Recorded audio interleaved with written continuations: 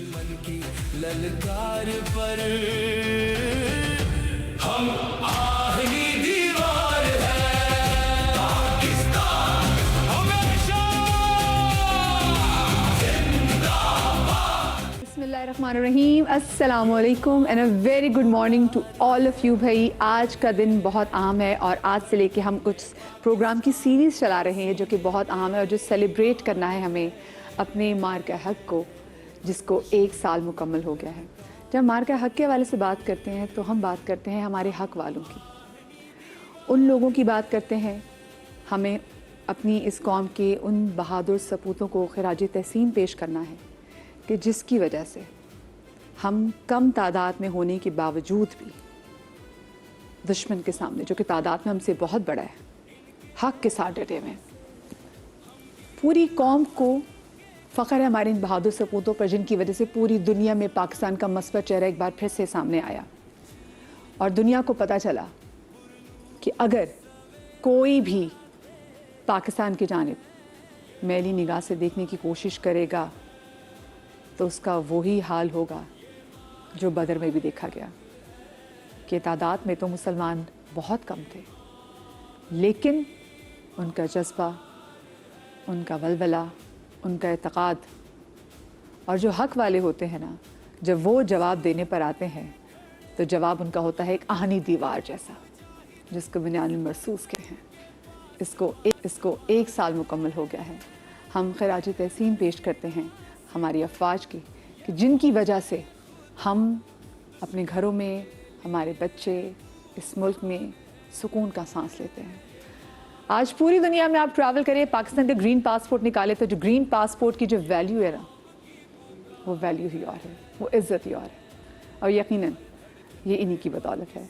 हम अपने बहादुर सपूतों को याद करेंगे, इस मार का हक़ के हवाले से बात करेंगे, क्योंकि बहुत बहुत ज़रूरी है कि हम अपने बच्चों को इस मार्के के हवाले से बताएं। और मेरे साथ मेरे शो में मौजूद हैं एयर वाइस मार्शल रिटायर्ड उसैदुर्रहमान साहब और हमारी बहुत ही प्यारी साथी हैं इमाम। आपको मैं आज के खुसूसी शो में खुश आमदीद कहती हूँ। और सबसे पहले तो अस्सलाम वालेकुम दोनों को। वालेकुम अस्सलाम। अच्छा, मेरे घर में बड़े बुजुर्ग जब बात करते थे ना जंगों की, जब वो 1965 के वाले से बात करते थे और जो 71 की जंग की बात करते थे, तो हमने देखी तो नहीं हुई थी, लेकिन बीइंग अ लाहौरी, और जो लाहौर में सब बताते हैं कि बेटा लोग तो जो घरों की छतों पर भी जो है ना, जो भी गंडासे जो भी था हाथों में, वो कहते थे हमने जाना है बॉर्डर पे जाके फौज के साथ लड़ना है। तो वो जोश और जज्बा और था।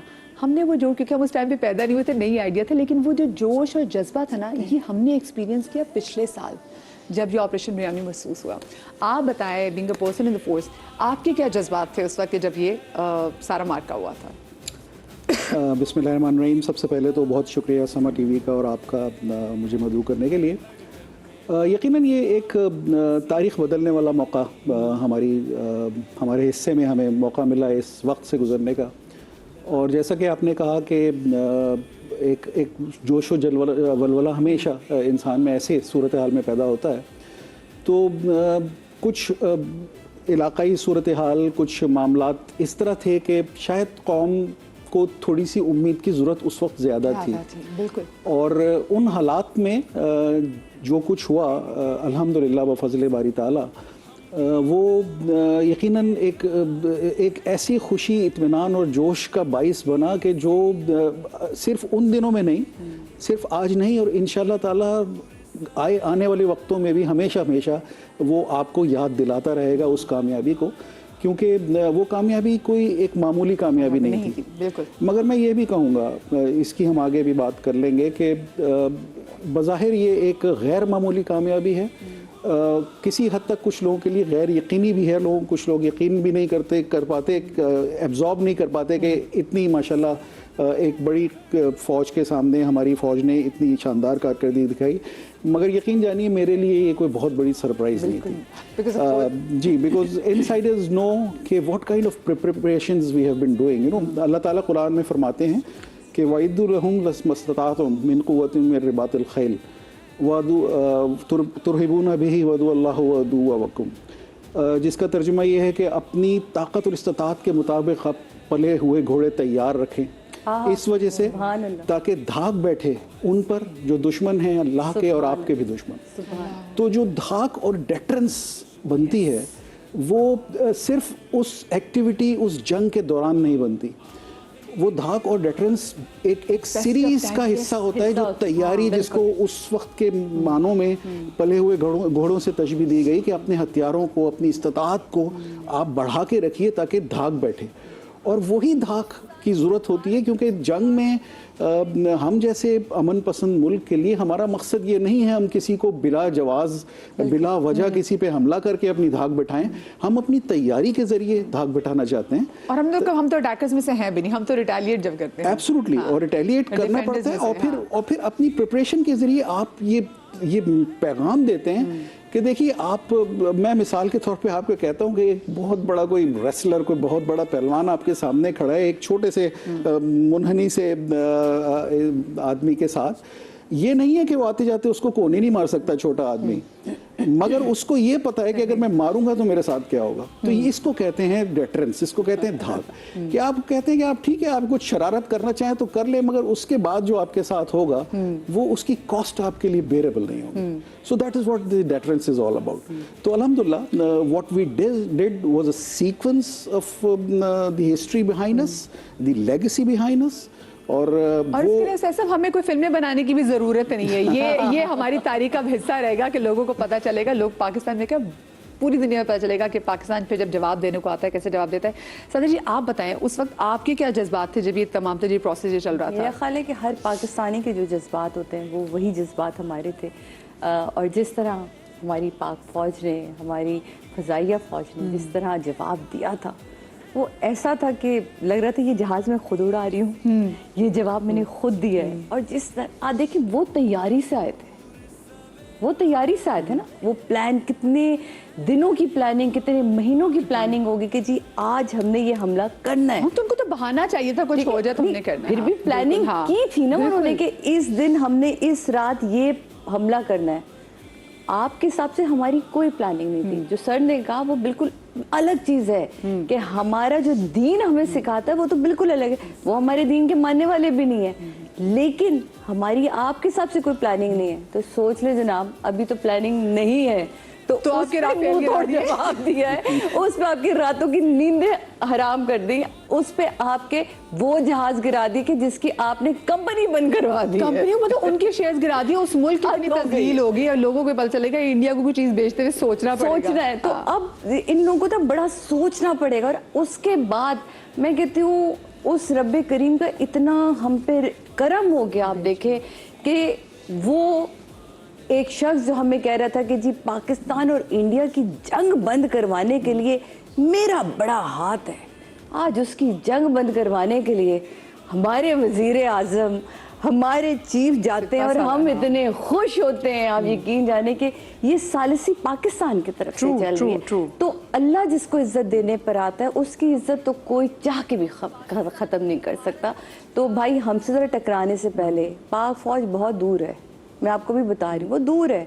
पाकिस्तानियों से भी टकराने से पहले ना 100 दफ़ा सोचिएगा, क्योंकि मुल्क पहले हम बाद में। बिल्कुल, बहुत बड़ी बात की। जब पिछले साल हालात ख़राब होते हैं ना, सैसा तो मैंने शो में भी एक तस्करा किया। हमने मेरे अब्बू से कहा, मैंने कहा अब्बू हालात ना, बच्चे घर के डरे हुए हैं क्योंकि ऑफकोर्स आवाज़ें सुन रहे हैं, तो ऐसा करें अब्बू आप लोग ना अभी मेरे पास कराची आ जाएं। मेरे अब्बू क्या बात कर रही हो बेटे, हम तो खुद तैयार हुए हैं, हमें जरा बस इशारा मिल जाए, उसको 5-6 चुपड़े तो हम भी मारेंगे इनको। ये घुसने की कोशिश तो करें। तो अब मैं हंसू, मैंने कहा वाकई इस जोश और वलवले को ना हम कोई बीट नहीं कर सकता, नहीं मतलब कर सकता। खौफ नहीं था हमें, मतलब था कि बेटा बस हम तो मौका ढूंढे कि हमने भी चुपेड़े मार के ना अपना फर्ज अदा करना है। तो ये जब पंजाबी में आपको बता सकती हूँ कि हमारा उस वक्त जोश का लेवल था। मुझे आप ये बताइए, फोर्सेस को ज्वाइन करने से पहले बहुत से लोग जो हमें देख भी रहे हैं, उनका भी एक जोश और वलवला होता। हम बचपन में जब भी कोई स्पेशली डे आता था, लोग कहते हैं क्या बनना है आपने, तो कहते हैं फोर्सेस में जाना है। तो ये हमारे अंदर बचपन से शायद हमारी घुट्टी में ये हमारी माँ ने दी होती है मोहब्बत मुल्क के साथ, हमारी फोर्सेस के साथ। आपका क्या, जब बचपन में आपका क्या इरादा था जब आपने कहा था मैंने फोर्सेस ज्वाइन करनी है, ये बताएं। देखिए मैं हकीकत की बात ये बताऊंगा कि मैं कोई लगी लिपटी नहीं कहूँगा। मुझे इंजीनियरिंग करने का बहुत शौक़ था। मुझे मेरा ख्याल था कि मैं एक इंजीनियर बनूंगा। और मगर कुछ मेरी उस दौरान में जब मैं इंटरमीडिएट कर रहा था तो मेरे कुछ जहन में कुछ चीज़ें ऐसी गुजरी जिन्होंने मेरा थोड़ा सा माइंडसेट तब्दील करना शुरू किया। और उनमें से एक बड़े रीज़न जो था वो शहीद राशिद मिन्हास की हिस्ट्री पढ़ने से मुझे इंस्पिरेशन मिली। यकीन जानिए मैं इस बात पे कन्विंस हूँ कि जो शुहदा होते हैं वो अल्लाह ताला की तरफ से पैदा किए जाते हैं, वो उस सिचुएशन में शहीद नहीं होते, वो बनाए जाते हैं। हम अपनी तारीख़ के शुहदा कराम की बात कर लें, हम शुहदा करबला की बात कर लें, हम उसके बाद से आज तक के शहीदों की बात कर लें, वो शहीद सिचुएशन में नहीं बनते, वो सिचुएशन में वो पैदा किए जाते हैं। इसकी मिसाल सबसे बड़ी राशिद मिन्हास, 15 साल की उम्र का लड़का। आजकल सोचिए 15 साल की उम्र के लड़के की शायद अवेयरनेस फिर बेहतर होती है, it's a globalised internet world. उस ज़माने के 15 साल का बच्चा, उसकी अपनी हाथ से लिखी हुई डायरी मैंने पढ़ी जिसमें उसने लिखा है कि इंग्लिश में लिखा हुआ है, उसका तर्जुमा ये है कि हर एक शख्स ने इस दुनिया से जाना है और अगर जाना ही है तो वतन की खातिर क्यों नहीं, जो हम आसानी जा सकते हैं। But these were the words of a 15 years old boy, which says it very clearly that he was destined to get martyred. तो वहाँ से मेरा कुछ जहन तब्दील होना शुरू हुआ और उस ज़माने में मैट्रिकुलेशन के बाद एयरफोर्स ज्वाइन किए करते थे और मैं उस वक्त इंटरमीडिएट कर चुका था, ऑलमोस्ट एग्ज़ाम दे चुका था। I sacrificed my 2 years and I joined on the matriculation basis to PF College Sargodha, and that was की सपोर्ट थी कि बेटा 2 साल ज़ाया कर रहे हो अपने। वो नहीं, उन्होंने मुझे हमेशा बहुत सपोर्ट किया, मेरे वालिदैन की हमेशा बहुत सपोर्ट रही। Being a Karachiite, there are not too many people those who join forces from Karachi. Mostly up country से लोग ज़्यादा जाते हैं, ये नहीं कि नहीं जाते। हमारी इंजीनियरिंग ब्रांच में पीएफ में फिर भी बहुत कराची से लोग जाते हैं क्योंकि उस ज़माने में एकेडमी कोरंगी क्रीक कराची में हुआ करती थी, तो उस वजह से थोड़ा सा ज़्यादा इन्फ्लक्स होता था। तो मेरे पेरेंट्स ने हमेशा मुझे उसकी बहुत हौसला अफजाई की और बावजूद इसके कि मैं अपने घर से जाने वाला पहला बच्चा था, 16-17 साल की उम्र का बच्चा कितना बड़ा होता है, तो उसके बावजूद उन्होंने मुझे कभी नहीं रोका और उन्होंने मुझे कहा कि जो आपका शौक़ है वो आप पूरा यकीनन कीजिए। और बस अल्लाह ताला का करम था और मैं यूँ नहीं कहूँगा कि कोई best of the best and up in forces. यकीनन कुछ क्वालिटीज़ ऐसी होती हैं जो फोर्सेस में आने वालों के लिए बहुत ज़रूरी होती हैं, तो वो क्वालिटीज़ अगर आप में हैं तो you can get selected, but those who do not get selected does not necessary meaning कि they are falling behind much, वो किसी और कोई उनमें और क्वालिटी होती है। जैसे सैफ साहब ने बात की ना सादिया जी कि जो हम जब शोहदा की फैमिली आती भी है ना और जब वो अपने शहीद बच्चों को याद कर रहे होते तो वो पर्सनैलिटी ही और होती है, वो बचपन से ही लोग और होते हैं। तो इस पे बात भी करेंगे लेकिन छोटी सी ब्रेक के बाद कहीं मत जाइएगा। ललकार पर हम आहनी दीवार है, पाकिस्तान हमेशा जिंदाबाद। ब्रेक के बाद हम आपको एक बार फिर से खुश आमदीद कहते हैं। मार का हक को 1 साल होने को आप तमाम लोगों को बहुत मुबारक हो कि दुनिया जहान में पाकिस्तान का एक मस्बत चेहरा फिर से लोगों के सामने आया और एक जहाँ पर इतनी हजीमत का सामना उठाना पड़ा हमारे दुश्मन को, वहाँ पर जो उसके मीडिया ने कर दिया मैं कहती हूँ उनकी आवाम को, मतलब वो अगर बरसों भी अपने मीडिया के पाप धोने की कोशिश करें तो उनकी गंगा जमुना में जितना भी पानी है वो ख़त्म हो जाएगा, लेकिन उनके पाप नहीं धुल सकें क्योंकि जो उन्होंने अपनी जग हसाई करवाई है। मुझे तो लिटरली इन पर तरस आ रहा था कि भाई ये इन लोगों पे इनको बताने वाले ये लोग हैं, मतलब इनके जर्नलिस्ट ऐसे हैं, ये watch dog of the society है कि अगर उनको आप नहीं पता कि जोग्राफिया हैसियत की पाकिस्तान की। अस्तगफिरुल्लाह। खैर जी, आज का जो हमारा शो है ये हमारे बहादुर सपूतों के नाम है और हम ब्रेक पर जाने से पहले बात कर रहे थे शोहदा के हवाले से। जितनी भी शोहदा फैमिली से हमारी मुलाकात होती है और जो अपने वो शहीद बच्चों के बारे में बताते हैं तो हम कहते हैं कि भाई ये तो स्पेशली तो चोज़न वन भी हैं और ये पैदा भी इसी मिशन के लिए किए गए थे। ब्रेक के बाद हमें हमारे सीनियर आर्टिस्ट, हमारे सीनियर एंकर पर्सन तौसीक हैदर साहब ने भी ज्वाइन किया है और साथ में हमारी शेफ़ सामिया लारी ने भी ज्वाइन किया है। आप दोनों को हम शो में खुश आमदीद कहते हैं। सादिया जी, वही सवाल जो मैं ब्रेक पर जाने से पहले आपसे करी थी कि पता चल जाता है आप जब भी किसी शहीद के बारे में सुनते हैं आप कहते हैं कि भाई ये तो वाकई मुख्तलिफ था हमसे, हमें पता भी नहीं चला। ये बिल्कुल सही अभी सर ने जैसे बात की कि ये चोज़न वन होते हैं, ये ऐसा ही नहीं है। और करबला का इन्होंने जिक्र किया तो आप देखिए कि कब चुना गया था, बिल्कुल कब ये अहदो पैमा हुए थे, रब्बे कायनात से अहदो पैमा किए रसूल खुदा सल्लल्लाहु अलैहि वसल्लम ने, और क्या वो कुर्बानी थी। और उस कुर्बानी के लिए जब हज़रत इमाम हुसैन अलैहिस्सलाम चले थे तो किस तरह एक शख्स को निकाला गया था वहाँ से, था तो वो उस तरफ और वो कैसे हुर अलैहिस्सलाम बना दिया उसको। तो ये चोज़न वन होते हैं, आप इनको तो जिसको अलैहिस्सलाम बनाना है उसको बनाना है।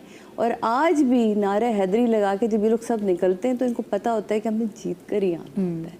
तो मैं कहती हूँ कि वो हैदरी ललकार ही वो बहुत है। हैदरी नारा जो ये गोदियाँ सलामत रहती हैं, ये गोदियाँ हमेशा शादोबाद रहती हैं क्योंकि शहीद तो हमेशा जिंदा रहते हैं। बेश जिंदा जावेद है, मौत तो हमें आती है, क्यों वो शहीद हमेशा तुम्हारे जिंदा जिंदा रहते हैं, जावेद रहता है, बेशक। एक दुनियावी तौर पे भी कि आप उसका जिक्र करते रहते हैं और वैसे तो है ही वो।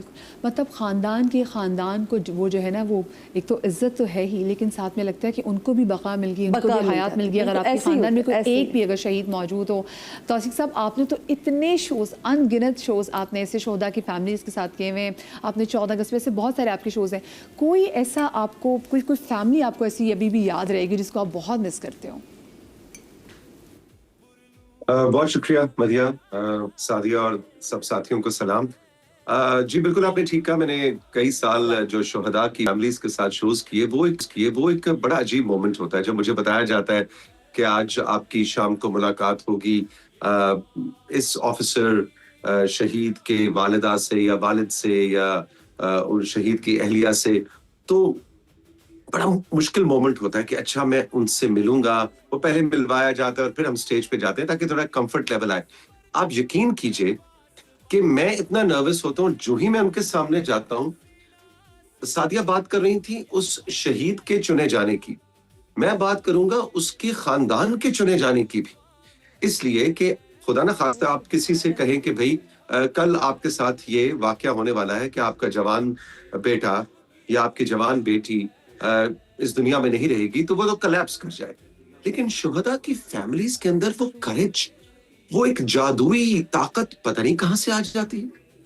मैं वो माएँ भी चुनी हुई होती हैं। अनकंफर्टेबल कह लें, नर्वस कह लें, थोड़ा सा मुस्तरिब कह लें, हुआ करता था। लेकिन उनसे मिलके वो एक स्माइलिंग फेस के साथ, जी बिल्कुल हमें फख्र है कि हमारा बेटा शहीद। मुझे याद आ रहा है, हम एयरफोर्स की बात आज कर रहे हैं बहुत, तो मरियम उनका नाम था, जो कि फ्लाइट लेफ्टिनेंट मरियम जिनका जहाज, उनकी वालिदा उनके वालिद से मेरी मुलाकात हुई। ऐसा स्माइल चेहरे पे जैसे उन्हें इस कहानी का पता था कि इसका अंजाम ऐसा ही होना है। तो ये जो चुना जाना है ना, इसके ऊपर मेरा ख्याल है कुछ नहीं कहा जा सकता। ये कैसे होता है, ये क्यों होता है, सिर्फ ये कह सकते हैं कि we are so proud of our officers and we are so proud of our air force, army and navy. अभी देखें हमारी नेवी जो है कितने जबरदस्त कारनामे कर रही है इस वक्त। पिछले 2 महीने की आप कहानियां सुने, हमारी एयरफोर्स ने हमारा सर फख्र से बुलंद किया। तो ये जो शुहदा हैं उनको भी सलाम बनता है, लेकिन जो गाजी हैं, जो मतलब हमारा झंडा बुलंद कर रहे हैं, पूरी अक़वाम आलम में, पूरी दुनिया में इस वक्त बात हो रही है कि कौन टक्कर दे सकता है पाकिस्तान की एयरफोर्स को, तो कोई भी नहीं है। तो आई थिंक कि ये सलाम इस वक्त गाजियों को भी आज के दिन बनता है। बिल्कुल बिल्कुल बिल्कुल। अच्छा तौसीफ साहब, ये मुझे बताएं, जब लास्ट ईयर ये मार्का है हुआ था, उस वक्त जज्बात क्या थे, ये बताएं। जज्बात ये थे कि ऑफ कोर्स यस, पाकिस्तान के वाले जज्बात थे। लेकिन अभी आपने इंडियन मीडिया का जिक्र किया, तो मैं तो खुदा की कसम, बहुत मेरे लिए वो एक कॉमेडी प्रोग्राम होता था। जैसे लोग कहते थे कार्टून नेटवर्क, मैं कहता था नहीं भाई, कार्टून नेटवर्क तो बड़ा सोच समझ के बनाया हुआ कंटेंट होता है। इनको कार्टून नेटवर्क क्यों कह रहे हो तुम लोग? मुझे बड़ी हंसी आती है। एग्जैक्टली, वो बड़ा वेल थॉट और बड़ा स्ट्रेटेजिक कंटेंट होता है बच्चों की तरबियत के हवाले से।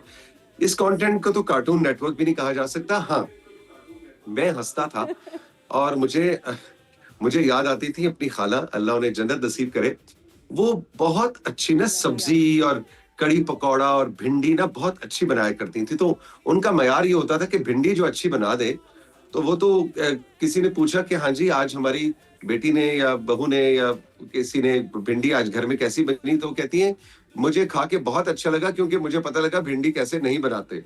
तो जो इंडियन मीडिया है ना, उनको देख के मेरा ख्याल है आने वाले वक्तों में भी आप जिक्र कर रही थी कि आने वाले वक्तों में मीडिया के स्टूडेंट्स के लिए, जर्नलिस्ट के लिए इन्होंने एक मिसाल कायम की है, and I am so very thankful to Indian media for the last 1 year कि उन्होंने बताया है कि what not to do, because हमारे मीडिया स्कूल्स में, इंडिया में, पाकिस्तान में, पूरी दुनिया में लेक्चर्स दे दे के लोग पागल हो जाते कि जर्नलिज्म कैसे नहीं करते, उनको कोई मिसाल ना मिलती। इंडियन मीडिया ने वो मिसाल छोड़ दी। So thank you Indian media. Taufiq भाई, यहाँ मैं टोकूंगी इजाजत लेते हुए, उन्होंने मिसाल छोड़ी नहीं है, वो अब तक कायम है। अगर आप अभी भी देखें जो ईरान और अमेरिका की सालसी चल रही है, उसमें भी पहले, सबसे पहले उनका मीडिया यही कह रहा है कि पाकिस्तान झूठ बोल रहा है और ऐसा कुछ नहीं हुआ और वो नहीं हुआ और ये नहीं हुआ। सादिया जी, तो ऐसे सालसी के किरदार को डिफाइन करने के लिए, सॉरी आपकी बात काट रही हूँ, सालसी के किरदार को डिफाइन करने के लिए ऐसा गंदे टर्म्स उनकी मोतबर सीनियर एंकर जर्नलिस्ट इस्तेमाल कर रही है लोगों के सामने बैठ के कि मैं तो टेलीविजन पे क्या, मैं शायद अपने अब्बा और अपने घर में अपने बच्चों के सामने वर्ड इस्तेमाल नहीं कर सकती। तो मतलब आग का तो ये लेवल है उनका। और अब उनके अपने लोग मीम्स बना बना के थक गए उनके ऊपर। हाँ, तो वो नहीं थकेंगे, उनकी तरबियत ही ऐसी हुई है। पर यहाँ मैं जरूर कहूँगी कि जो हमारे जर्नलिस्ट थे, हमारा जो मीडिया पैनल था, वो किसी भी चैनल का था, किसी भी चाहे वो जिस तरह काम, जिस रिस्पॉन्सिबिलिटी के साथ उन्होंने वो वक्त गुजारा, रात से सुबह से रात, और आप सोचें कि कोई शख्स टीवी के आगे से हटने को तैयार नहीं था और इतना सुकून था सबके चेहरों पे, कोई ये घबराहट नहीं थी।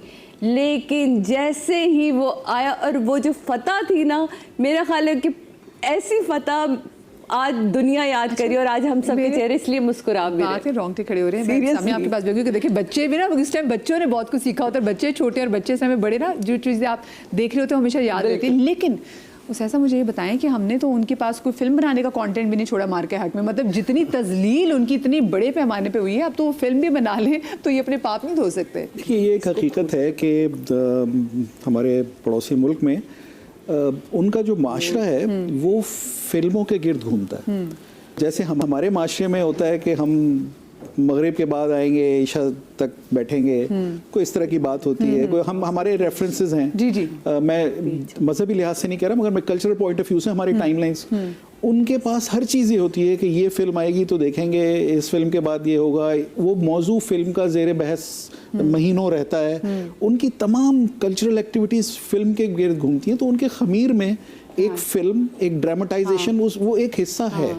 और शायद उनकी जो पॉलिटिकल हायरार्की है वो भी इस बात को बहुत अच्छी तरह समझती है कि किस तरह से कौन से टूल्स इस्तेमाल करके उन्होंने अपने मकसद को अचीव कर लिया। और यकीन कीजिए इस वक्त भी एक कॉमन इंडियन मैन, मैं जिसको कहूँगा 1.5 बिलियन में से शायद 1 बिलियन कॉमन इंडियन मैन है, जिसको इस बात की समझ ही नहीं है, इदराक ही नहीं है कि उसको सच्चाई, और उसको तो जो जिस तरह से पेश किया जाता है और उसको इतना इंटरेस्टिंग कंटेंट बना के पेश किया जाता है, ही बाइज दैट।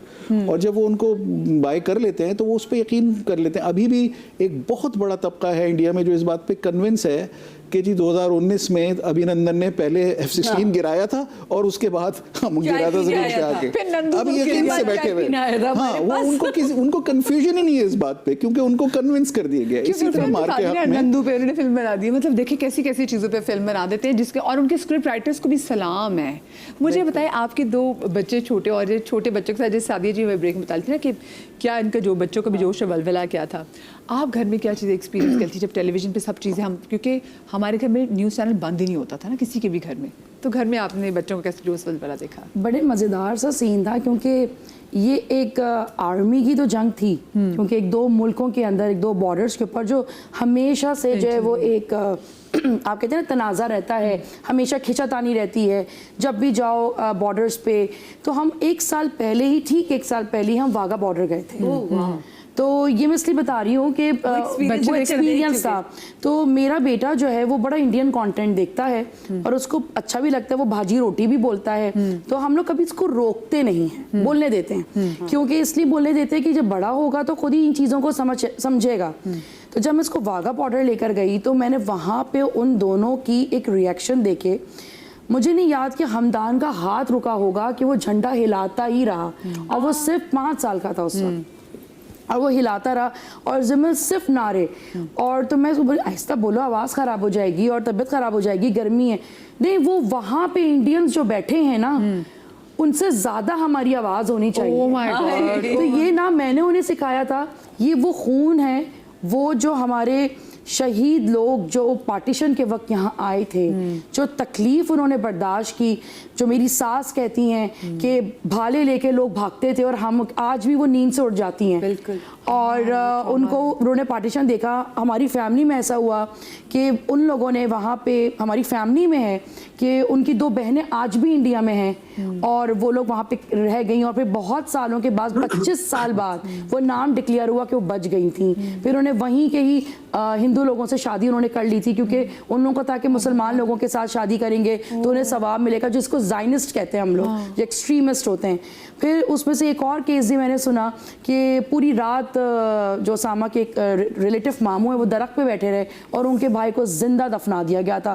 वो 3 दिन तक वो आवाज़ें सुनते रहे।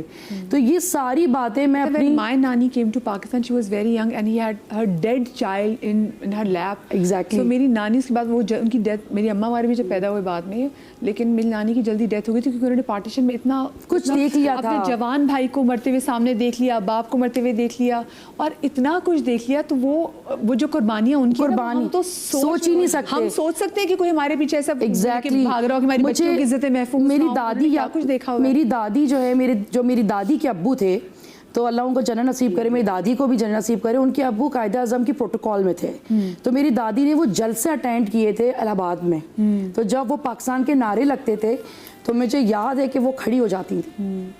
जब वो STN के ऊपर, हमारे PTV के ऊपर जब पाकिस्तान का नेशनल एंथम आता था 8 बजे, जब चैनल बंद होता था क्योंकि हम 80s के बच्चे हैं, तो वो मेरी दादी खड़ी होती थी। तो कभी कभी कहती दादी क्या घर में भी खड़ी हो जाती हैं आप, तो कहती तुम वो जज्बा नहीं समझ सकती जो मैंने जज्बा अटेंड किया है। तो मतलब वो जो फील उनके अंदर था, वो शायद वो पार्टीशन के वक्त जो हमारे बुजुर्गों ने जो कुर्बानियाँ महसूस की हैं ना, उसका खून हमारे अंदर है। तो हमारे अंदर भी वही आग बरसती है, जो कि आप देखें लास्ट जब हमारा आज के दिन जब शुरू हुआ, तो आम आवाम आर्मी के साथ अपने घर की सेल्फ जो डिफेंस पे जो गन्स रखी होती हैं उससे ड्रोन्स मार रहे थे, रोडों पे निकले हुए थे। और जिस तरीके से पाकिस्तान की अपनी आवाम ने आर्मी का साथ दिया, और जो मेरे बच्चे खड़े होकर देख रहे थे, मतलब हम तो मकरूज है, मुझे लगता है हम तो कभी हक अदा ही नहीं कर सकते। एक अदा ही नहीं छोटी कर सी सकते। ब्रेक ले बिल्कुल, रहे हैं, ब्रेक के बिल्कुल। बाद वापस आते हैं, मजा आएगा।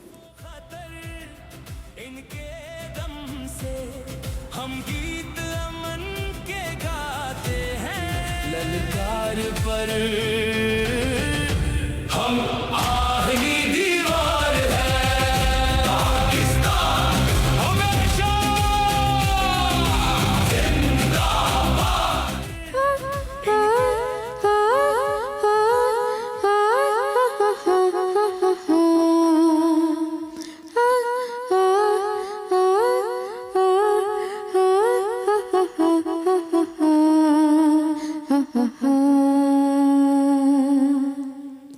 ए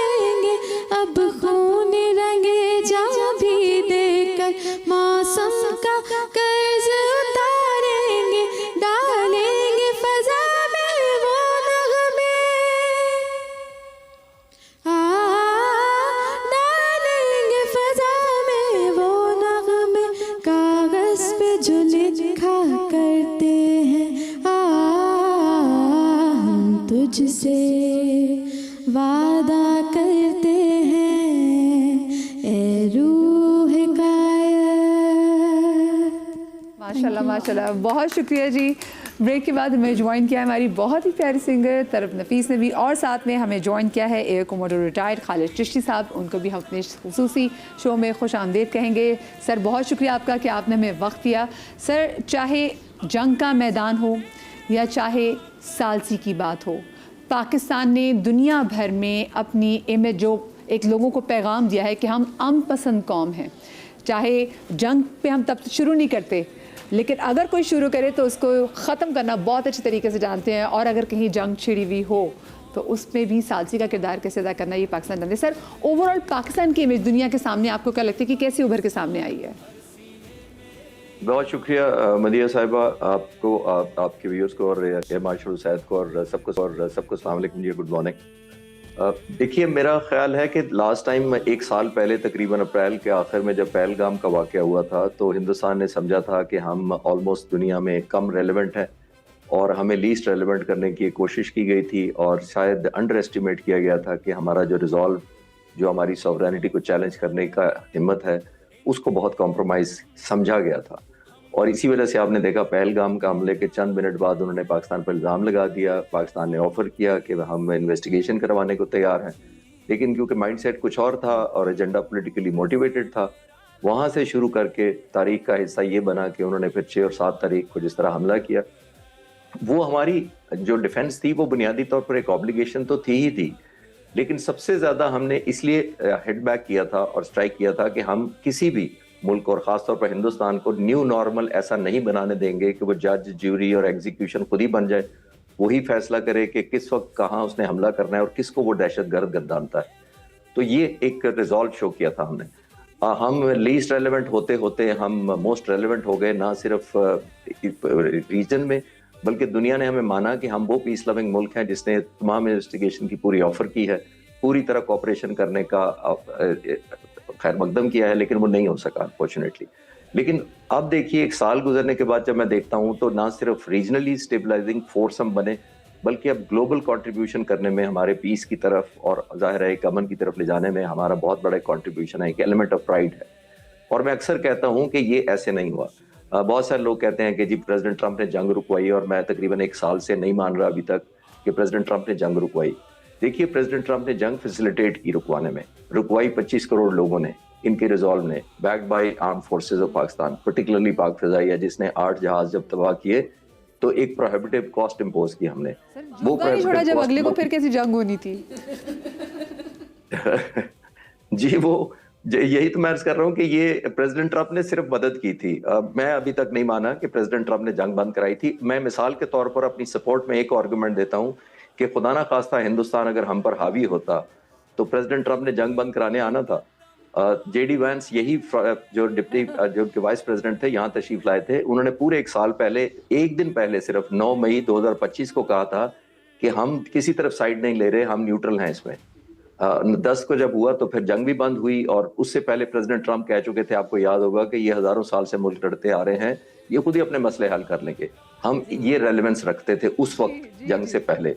जब हमारी परफॉर्मेंस दिखाई गई तो फिर जाहिर है हम ना सिर्फ रेलेवेंट हुए, लेकिन आखिरी जुमला मैं एक जरूर कहता चलूंगा कि आई विश के प्रेसिडेंट ट्रंप इस चीज का भी क्रेडिट लें कि जो जंग की वजह बनी थी, जो कि कश्मीर है, वो भी मैंने हल करवा दिया। ये जो जंग हुई थी ये इफेक्ट था, कॉज कुछ और थी। कॉज कश्मीर सबसे पहले नंबर 1 पे आता है।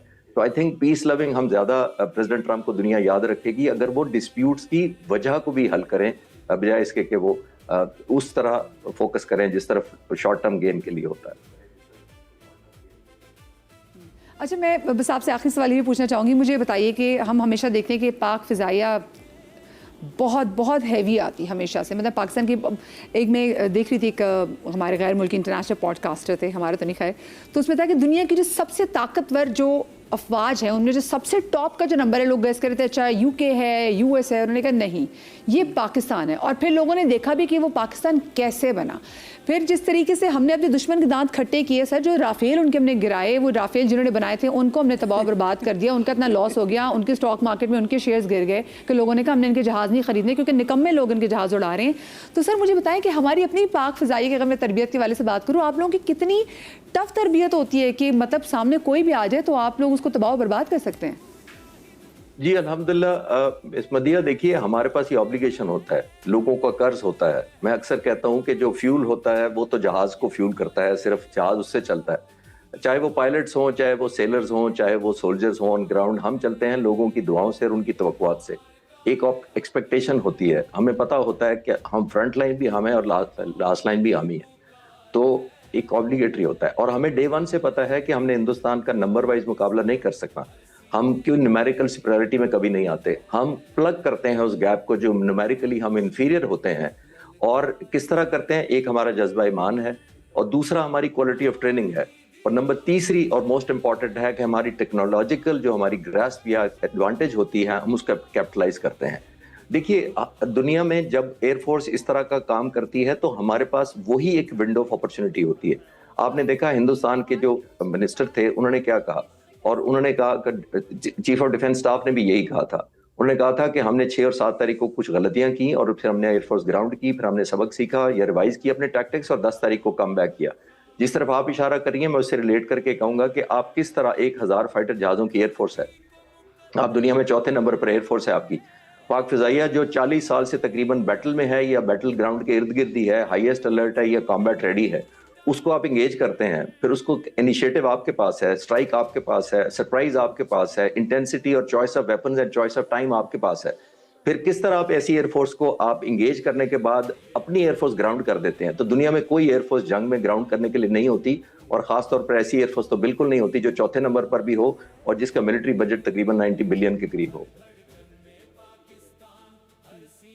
बहुत शुक्रिया सर। खालिद चिश्ती साहब रिटायर्ड एयर कमोडोर साहब हमारे साथ मौजूद हैं। तौसीक भाई मुझे एक बात बताइए, जब ऐसा कोई भी मार्का होता है और जब ऐसी कोई भी सिचुएशन होती है कि जब मुल्क की नामूस पे, मुल्क की सॉवरेनिटी पे जो है कोई आँच आए, आर्टिस्ट बिरादरी जो है वो किस तरीके से आवाम के अंदर यकजहती को तक़वियत देने के लिए काम कर सकती है?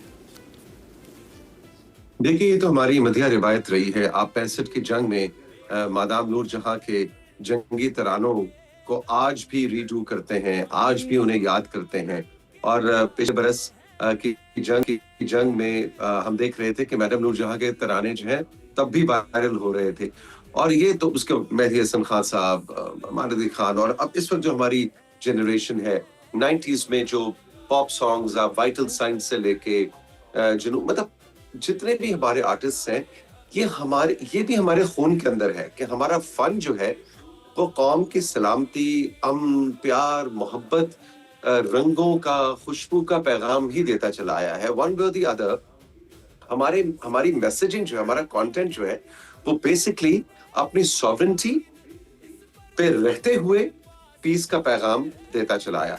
और जब जंगी तरानों की बात होती है तो मेरा ख्याल है पूरी दुनिया का म्यूजिक आप उठा के देख लें तो जो म्यूजिक पाकिस्तान ने कंटेंट क्रिएट किया है for the last 70 years, specially after 65 की जंग के बाद, तो उसकी तो मिसाल नहीं मिलती।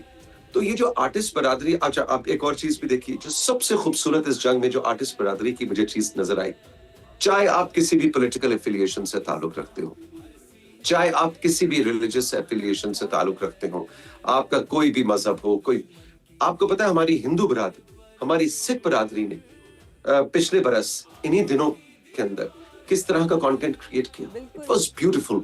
तो ये इसको भी हमें जरा हिंदू मुस्लिम से निकल के पाकिस्तान इंडिया की तरफ देखना है, क्योंकि हमें भूलना नहीं है कि लाखों हिंदू और सिख भी हैं जो पाकिस्तान में रहते हैं, पाकिस्तान से मोहब्बत करते हैं, पाकिस्तान की आर्म्ड फोर्सेस का हिस्सा हैं। सफेद रंग ना हो। एग्जैक्टली, पाकिस्तान की सिविल सोसाइटी का हिस्सा है, ब्यूरोक्रेसी का हिस्सा है। तो ये और बहुत सब, और आर्टिस्ट बरादरी तो है ही। Coming back to your question, I think it's beautiful. ऐसी मिसाल नहीं मिलती, और ये पता नहीं कहां से हमें जोश आ जाता है।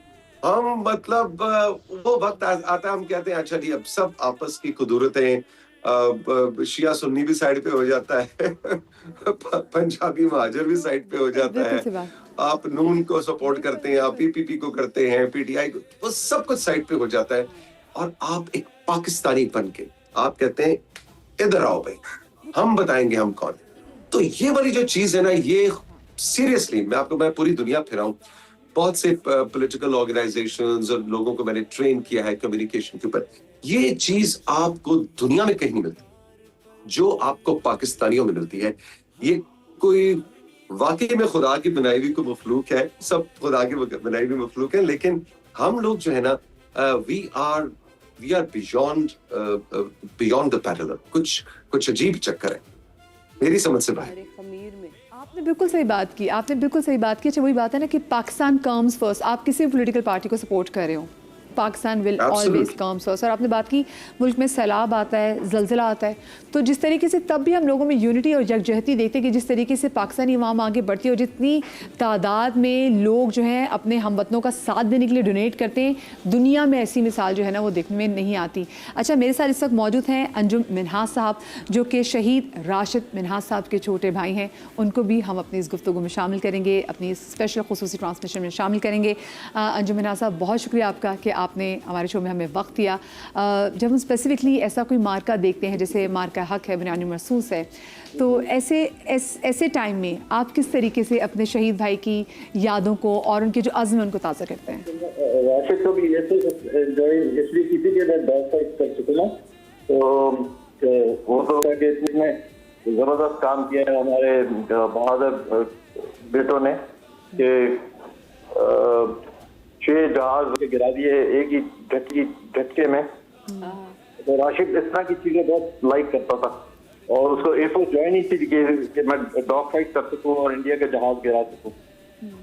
तो वो उसके लिए बहुत ही अच्छी चीज़ थी। अंजुम साहब, जैसे हम बात भी कर रहे थे कि जो शहदा की फैमिली भी जो होती है ना, सिर्फ ये नहीं कि जो शहीद होते हैं वो चोज़न वन होते हैं, वो ख़ास मकसद के लिए पैदा किए जाते हैं। जो उनकी फैमिलीज होती हैं, जो उनकी माएँ भी होती हैं ना, वो भी चोज़न वन ही होती हैं, क्योंकि अल्लाह पाक ने उनकी गोद को चुना हुआ होता है कि वो ऐसे सपूत हैं जो कि आगे मुल्क के लिए अपनी जान कुर्बान कर दे। तो जब लोग आपको, क्योंकि देखिए अब उनकी शहादत को भी टाइम हो गया, लेकिन आज भी याद करते हैं, जब तक पाकिस्तान ज़िंदा है, दुनिया में पाकिस्तान का नाम लेने वाले लोग ज़िंदा हैं, हम राशिद मिन्हास की कुर्बानियों को याद करते रहेंगे। तो ये जो एफिलिएशन है, ये जो लोग याद रखते हैं, ये जो लोगों की मोहब्बतें हैं, इनके बारे में क्या कहना चाहेंगे?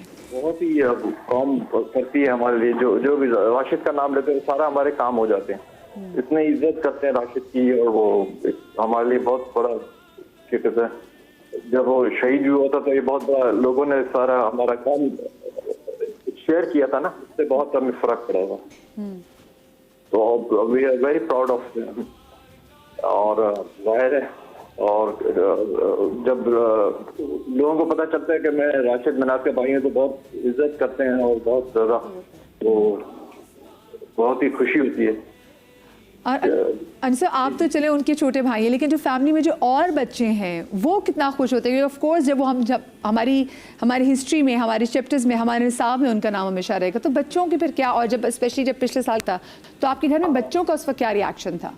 बहुत वो खुश होते हैं और वो यकीन नहीं करते कि इतना बड़ा नाम कि हम वो रिश्तेदार हैं। बहुत खुश होते हैं सब। बहुत शुक्रिया जी, बहुत शुक्रिया जी। अंजुम मिन्हास साहब, राशिद मिन्हास साहब शहीद के भाई हमारे साथ मौजूद है, और हमारे बड़े एजाज़ की बात है। वही देखिए बात ना, नाम की निस्बत आप देखें कि हम शहीद राशिद मिन्हास साहब के भाई भी हमारे शो में आए, तो हमारे लिए बड़े एजाज़ की बात है। तो ये शोहदा की फैमिलीज़ का ये डेकोरम होता है, ये रिस्पेक्ट होती है, इज़्ज़त होती है। जनाब, हमें है SSSP सुहाई अजीज़ साहिबा ने भी हम आपको भी अपने शो में खुश आमदीद कहेंगे। हमारे बाइसे फ़ख्र हैं, हमारी कौम की प्यारी बेटी। मैंने एक सवाल किया था तौसीक भाई से जी कि फ़नकार बरादरी का कितना बड़ा हाथ होता है, उनकी कितनी जिम्मेदारी होती है कि ऐसा कोई भी मुश्किल जब टाइम आए, क्योंकि देखिए आपने भी कौम को और जो है ना हमारे जो लोग उनको मुत्तहिद करके रखना है, तो कितनी रिस्पॉन्सिबिलिटी आप फील करती हैं साथिया?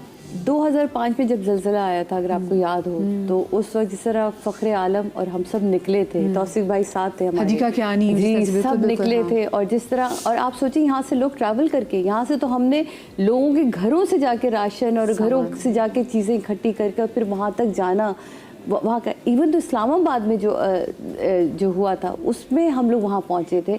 तो लोग बड़े हैरान थे कि ये आर्टिस्ट लोग भी कि ये वाले काम कर लेते हैं, ये इस तरह की भी चीज़ें। तो ये आहिस्ता आहिस्ता फिर लोगों को एहसास हुआ कि ये है जो एक जगह, क्योंकि सॉफ्ट इमेज है ना हमारा, कि जो लोगों को एक जगह लेकर आ सकते हैं। और अभी भी आप देखेंगे, अगर पिछले साल की जितने आर्टिस्ट बरादरी है, आप अगर उनकी लाइव ट्रांसमिशन देखें, उनके इंस्टाग्राम से, उनके यूट्यूब से, वो क्या थी? वो सिर्फ मोटिवेशन थी कि अपने मुल्क को सलाम करना, मैंने तो जिस दिन अफगानिस्तान पे हमला हुआ उस दिन उठते सबसे पहले मैं कहता सलाम मेरी पाक फौज को, मैंने सबसे पहले मैं लाइव गई। मैं कहा क्योंकि ये पहले बनता है, बिल्कुल पहले मेरा मुल्क, उसके बाद मेरी सारी खुशी है। सादी जी देखिए यही चीज़ याद रखी जाएंगी। आज अगर मलका नूरजहां को याद करें, वो उसी वजह then and there she used to go, और वो उसके बाद फिर जाके जिस तरीके से रेडियो पाकिस्तान में जाके नगमे गाती थी और वो नगमे सुनते थे हमारे जो फौजी जवान, तो उनका जोश वलवला और था। ये मैं आपसे भी जानना चाहूँगी सोया, क्योंकि अभी हम उस फीलिंग से बाहर नहीं आ पा रहे कि जो एक साल पहले जो सारी सिचुएशन चल रही थी, और इस वक्त अगर मैं आज के दिन की स्पेसिफिकली बात करूँ तो बहुत से लोग परेशान भी थे कि पता नहीं क्या होगा, लेकिन जब जवाब दिया तो ठीक ठाक जवाब दिया। तो आप बताएं, being a part of the forces, आपकी क्या जज्बात थे? बिल्कुल हमारे बहुत बहुत अच्छे जज्बात थे, और यही लम्हा था कि जब हम बहुत प्राउड फील करते हैं अपने मुल्क का, अपने लॉ इन्फोर्समेंट एजेंसीज़ का, अपनी पाक आर्मी का, कि हमारे मुल्क की तरफ कोई मेली आंख से नहीं देख सकता, क्योंकि अल्हम्दुलिल्लाह we are a nuclear power. और सबको पता है कि पाकिस्तान की जितने भी इंटरनल मसले हों, लेकिन जब बात आती है पाकिस्तान की सालमियत के ऊपर, तो फिर हम पूरी कौम बन के खड़े हो जाते हैं, और किसी दुश्मन की हिम्मत नहीं होती कि हमारे मुल्क की तरफ मेली आंख से देखे। और सिंध पुलिस ने उसमें बहुत अच्छा किरदार अदा किया था। बहुत सारी लॉजिस्टिक सपोर्ट होती है, बहुत कुछ होता है जो कि आपको ड्यूरिंग दोज इम्पॉर्टेंट डेज़ आपको पूरे मतलब पब्लिक को संभालना होता है, साथ साथ क्राइम लॉ एंड ऑर्डर देखना होता है। And I think Sindh police जो है प्लेड पिवटल रोल, और उस टाइम मेरी पोस्टिंग थी ट्रैफिक में। तो आप यकीन करें कि सारी मशीनरी इंक्लूडिंग अगर कोई ट्रैफिक में है, कोई स्पेशल ब्रांच में है, कोई CTD में, मुख्तलिफ विंग्स जो होते हैं, सब ने अपना किरदार अदा किया, और अपने वतन से बहुत मोहब्बत का इजहार भी किया जब हम एफर्ट्स पुट करते हैं ऐसा करने में। तो मैं मज़ीद इस गुफ्तगू को बढ़ाऊंगी, लेकिन मुझे यहाँ पे एक छोटी सी ब्रेक लेनी है। ब्रेक के बाद हाजिर होंगे। तौसीक भाई आपका बहुत शुक्रिया। तौसीक भाई क्योंकि जब वो कहते हैं ना कि जब वतन के वाले से कोई बात करनी हो, तो हमने देखा है हमारे आर्टिस्ट जैसे सादी जी हमारे साथ मौजूद है, तौसीक भी हमारे साथ मौजूद है, आपको बहुत शुक्रिया। एक छोटी सी ब्रेक के बाद हाजिर होते कहीं मचा आएगा। ललकार पर हम आहनी दीवार है, पाकिस्तान हमेशा welcome back after the break. और आज हम सेलिब्रेट करें इंशाल्लाह, पूरा जो हमारा हफ्ता है हम सेलिब्रेट करेंगे अपने मार का हक, और बहुत ज़रूरी है क्योंकि देखिए हम फिल्म्स बना के नहीं लोगों के सामने रख देंगे कि जी हमने, और अपनी झूठी फ़तह को सेलिब्रेट करने के लिए हमें ज़रूरत नहीं कि हम ऐसी कोई प्रोपेगेंडा वाली फिल्म्स बनाए, या हम जोश के हवाले से बात करने के लिए फिल्म्स बनाए। हमने जो किया है वो तारीख़ के पन्नों पे हमेशा रहेगा, रहती दुनिया में हमेशा जब याद किया जाएगा कि एक पाकिस्तान को जब भी किसी ने मेरी निगाह से देखने की कोशिश की तो उसका हाल कैसे किया गया। मैं जैसे कि बार बार इस पर बात करी, वो चाहे वो अब नंदू की मिसाल ले लें, और मैं एक बात पे ना मैं बहुत massive I have massive respect for the forces कि मैं, और मेरा एक पुराना एक शो था तो उसमें और शफात, क्योंकि शफात और मेरा हम दोनों का बड़ा एक सेंस ऑफ ह्यूमर भी है, तो हम बहुत रिकॉर्ड भी लगा रहे थे, हम हंस रहे थे हम अभिनंदन की बात करके। तो जो हमारे सामने जो फोर्सेस के लोग बैठे थे, मैंने कहा देखिए आप लोग इसको इतना मजाक ना उड़ाएं, वो भी अपने मुल्क की हिफाजत के लिए जो कर रहा था। हाँ बट फैक्ट्स। और मैं कहूँ कि ये बात ना एक पाकिस्तानी फ़ौजी जवान ही कर सकता है, पाकिस्तानी सपूत ही कर सकता है कि मतलब उसके अंदर वो उसको पता है कि अगला काम कर रहा है, तो वो डिसरिस्पेक्ट नहीं कर रहा, वो कह रहे वो भी काम करें। तो और मैंने कहा भाई जीत गए, एक ही दिल है, कितनी बार जीतेंगे, तो कुछ वो वाली एग्जाम्पल हमारे साथ हो गई थी। सर ये मुझे बताएं कि आप लोगों की तरबियत में सबसे अहम चीज़ें क्या हैं कि आप लोग दुश्मन को डिसरिस्पेक्ट भी नहीं करते। जब हमने नंदू को चाय पिलाई, नंदू आया, मैं तो कहूँगी नंदू उसको, नंदू आया, नंदू ने चाय पी, नंदू ने चाय की तारीफ़ की, नंदू को हमने नहला धुला के अच्छे सारे कपड़े पहना के, और वो जब वो गया तो उसकी चाल से भी देख सकते थे कि कोई ऐसा नहीं आप कह सकते कि वो किसी से इंजर्ड हो, नहीं। यही अगर हमारा कोई होता, हमारे तो मजलूम भी कोई पकड़ा जाए, मतलब चिड़िया भी उड़ के चली जाए, कबूतर बदनाम है, कबूतर चले जाए तो कबूतर का भी वो हाल कर देते हैं। तो सर ये हमारी तरबियत में से क्या चीज़ है कि हम डिसरिस्पेक्ट नहीं करते, जो डिसरिस्पेक्ट करने का आंसर है वो नहीं करते। हाँ ठीक है, जवाब बहुत अच्छा देते हैं पर डिसरिस्पेक्ट नहीं करते हैं।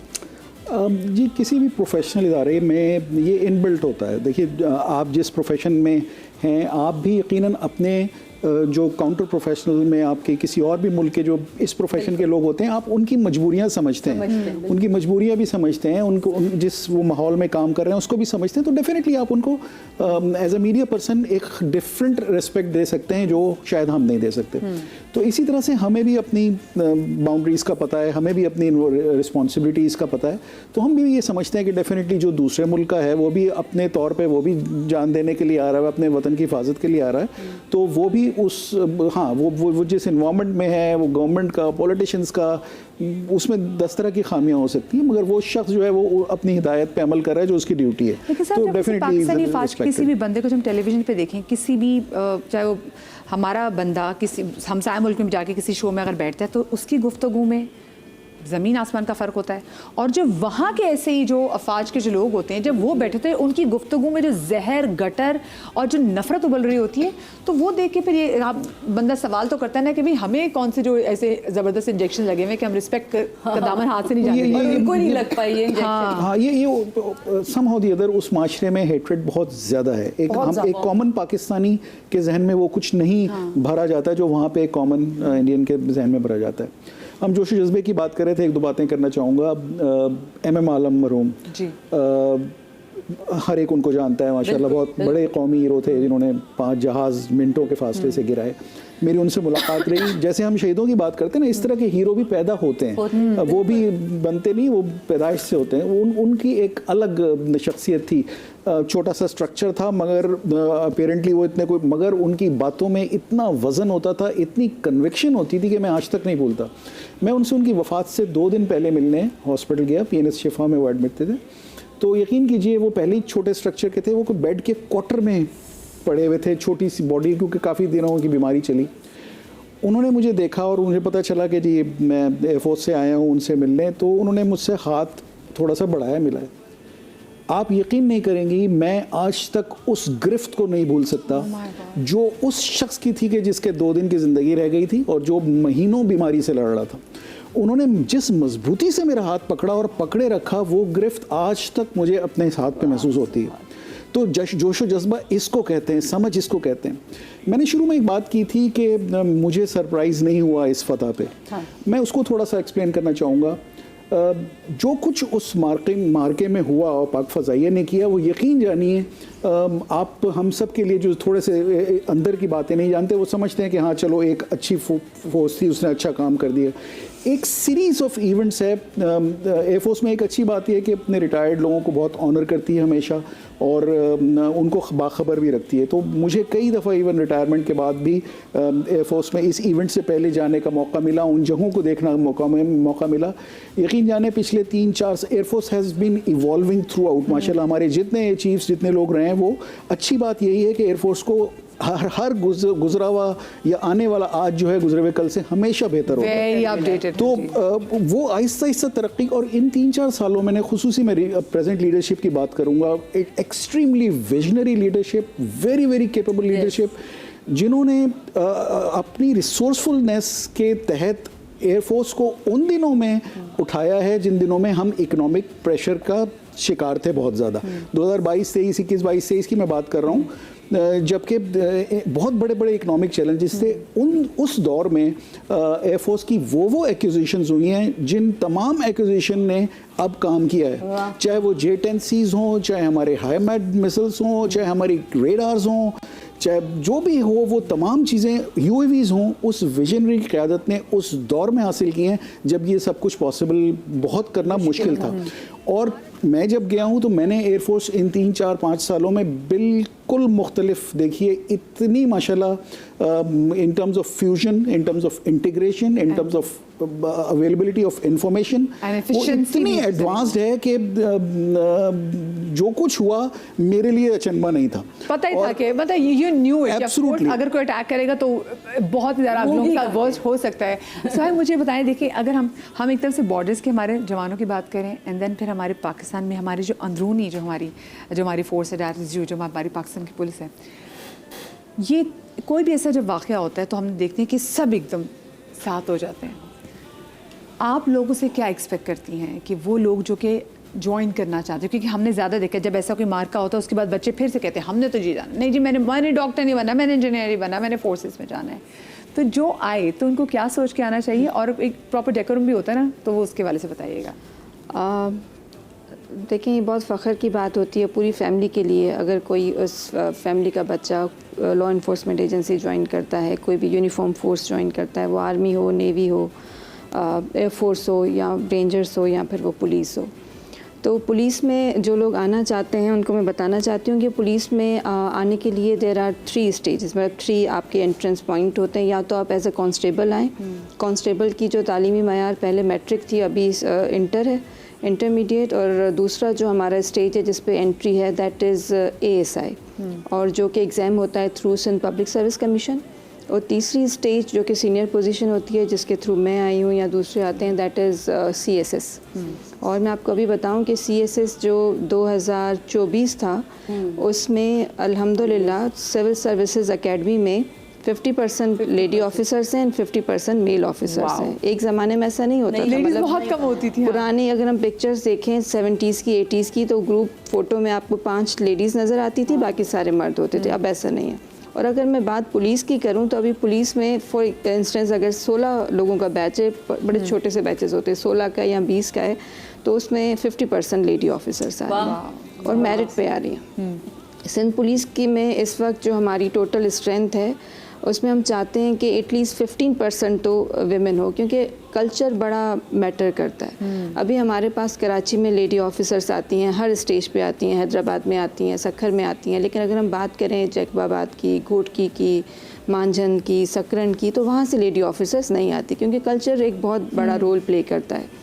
और अभी तक जो पुलिस का एक इम्प्रेशन है स्पेशली बैकवर्ड एरियाज़ में वो ये है कि ये मेल डोमिनेटेड फोर्स है और इसमें शायद सिर्फ आपको फ़िज़िकल स्ट्रेंथ ही चाहिए होती है, लेकिन ऐसा नहीं है। पुलिसिंग में या किसी भी फोर्स में जो असल रोल प्ले करता है वो आपकी मेंटल स्ट्रेंथ वो रोल प्ले करती है। टेक्निक आनी चाहिए, टैक्टिस आनी चाहिए, पर फिज़िकल स्ट्रेंथ जो है वो बहुत सेकेंडरी होती है। तो आई वुड रियली आपके चैनल के तवस्सुल से मैं पाकिस्तान की औरतों से, बच्चियों से कहना चाहूँगी, फादर से कहना चाहूँगी, ब्रदर से कहना चाहूँगी कि अगर आपके घर में बच्चे हैं और फोर्सेस ज्वाइन करना चाहते हैं तो आप उनको इनकरेज करें, उनको मोटिवेट करें। और अल्हम्दुलिल्लाह एक हमेशा इल्ज़ाम होता है कि मेरिट बेस्ड रिक्रूटमेंट नहीं होती या कुछ, CSS is always merit based. और अल्हम्दुलिल्लाह अभी बहुत ज़्यादा चीज़ें बेहतर हुई हैं, हमारे इदारे बहुत मुतहरिक हुए हैं, तो हर लेवल पे हमें मेरिट नज़र आता है। थर्ड पार्टी टेस्टिंग सिस्टम हो गया है और सिर्फ एक मरहला नहीं होता, देयर आर 3-4 स्टेजेस, इंटरव्यू, फिर रिटन एग्ज़ाम, आपके फिजिकल स्टैंडर्ड मेजर होते हैं। जो हमारे यहाँ पे सिचुएशन है ना, हमें चाहिए, we need more women officers in this station, ताकि हमारी ख़वातीन जो रोज़मर्रा ज़िंदगी में इतनी चीज़ों से गुजर रही है ना कि उसको चाहिए, उसको पता हो कि अगर मैं जाऊँगी तो मेरी कोई एक और दादरसी के लिए एक और औरत मौजूद होगी जो ठीक है अपनी ड्यूटी तो निभा रही होगी, लेकिन वो बीइंग अ वुमेन वो अंडरस्टैंड कर सकेगी। अंडरस्टैंड ये बहुत ज़्यादा मैटर करता है। मतलब जब मैं भी अपने जूनियर ऑफिसर से इंटरव्यू करती हूँ when it comes to harassment, तो उनको समझ नहीं आता कि हरासमेंट होती क्या है, क्योंकि वो कभी हरास हुए नहीं है लाइफ में। और फिर आपको पता है ये जो सेक्सुअल हरासमेंट 509 सेक्शन है हमारा PPC का, वो कहता है कि कोई वर्बल एक्सप्रेशन या फिर कोई जेस्चर, अब मर्द को समझ नहीं आता कि अगर कोई घूर रहा है तो अगले को बुरा क्यों लग रहा है। अच्छा, हम ना वैसे इस पे आगे औरत को बुरा लगता है और भी शो करेंगे क्योंकि इसमें बात करने की काफ़ी ज़रूरत है। मैं ज़रा चाहूँगी क्योंकि मैं आप पे भी आऊँगी, आपके बच्चों की दिलचस्पी भी, लेकिन उससे पहले मुझे ये बताओ, जब आप कोई ऐसा नगमा गाने जा रहे होते हैं जिससे आपकी मुल्क की मोहब्बत अटैच होती है, इससे कैसी फीलिंग होती है? माइक है बच्चा, माइक, हाँ माइक लगा, हाँ जी।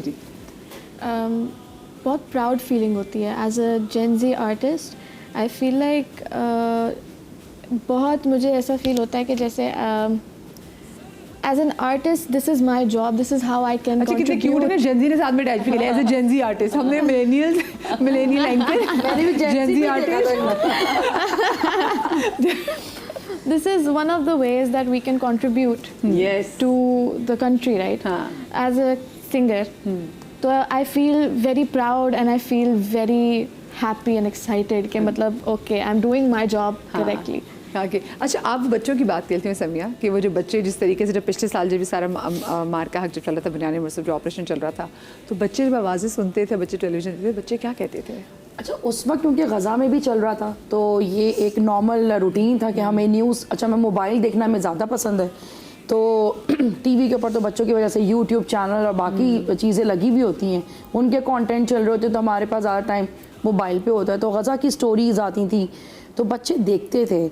तो पहले तो शुरू में मैंने छुपा ली, जैसे कि आम पाकिस्तानी माएँ जो होती हैं अपने बच्चों से चीज़ें छुपा लेती हैं, लेकिन फिर मैंने देखा कि नहीं, ये अब वो दौर है कि जिसमें हमें अपने बच्चों को मेंटली प्रिपेयर करना है कि कल को ये हमारे साथ भी हो सकता है। और जब हम ये बता रहे थे तो उसी दौरान ये पाकिस्तान और इंडिया की जो जंग है वो उस पर आगाज़ हो, जब आवाज़ आती थी किसी ज़ोर से किसी चीज़ की भी, नॉर्मली जैसे कि गाड़ी की आवाज़ है, कोई साइलेंसर की आवाज़ है, तो उसमें मेरा बेटा कहता था कि क्या मम्मा हम मर जाएंगे, क्या हम पे बम गिर रहा है, और ये जो एकदम से लाइट है जो वो आ रही है तो क्या वो ये कोई आग है, क्या चीज़ है, क्योंकि वो छोटा है, 5-6 साल का है। तो मैं कहती थी कि हाँ बेटा अगर हमें मरना होगा तो, बल्कि उस पर मुझे मेरे हस्बैंड से भी डांट पड़ी कि तुम ये कैसी बातें उनको बता रही हो। तो मैंने कहा उनको मेंटली प्रिपेयर होना है, क्योंकि मुझे नहीं मालूम है कि ये जंग और कितने दिन जाएगी और कितनी सीवियर हो जाएगी, और अगर हो सकता है कि अगर हम गिरे, अगर हम पे बम गिरा, 2 लोग बच गए तो अपने आप को सर्वाइव कैसे करेंगे। तो हमें इनको बताना पड़ेगा।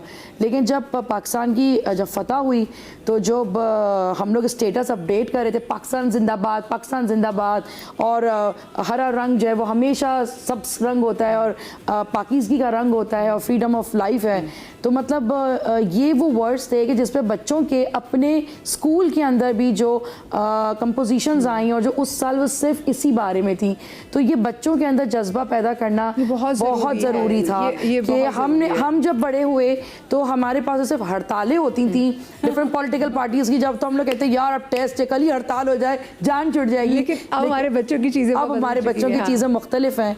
लेकिन बीइंग अ मदर अच्छी बात है कि वक्त हमारा जो बहुत कम वक्त ख़त्म होने वाला, आप सबको बहुत ज़्यादा शुक्रिया। लेकिन अच्छी बात है कि हमारे बच्चे घरों में सुकून की नींद से सो रहे हैं, उनको पता है कि कुछ भी हो जाए तो हम जैसे कहना कि खुदा ना खासे किसी कुछ हो जाए तो बाकी लोग सर्वाइव कैसे करेंगे, इसकी नौबत नहीं आनी, क्योंकि हमें बहुत अच्छे तरीके से प्रोटेक्ट किया। सर आखिर जी इकबाल का एक शेर है, मैं सुनाना चाहूँगा, 2 शेर है कि उस कौम को शमशीर की हाजत नहीं रहती वो जिसके जवानों की खुदी सूरत फौलाद, क्या शाही कभी परवाज से थक कर नहीं गिरता, पुरदम है अगर तू तो नहीं खतरा है उफ्ताद।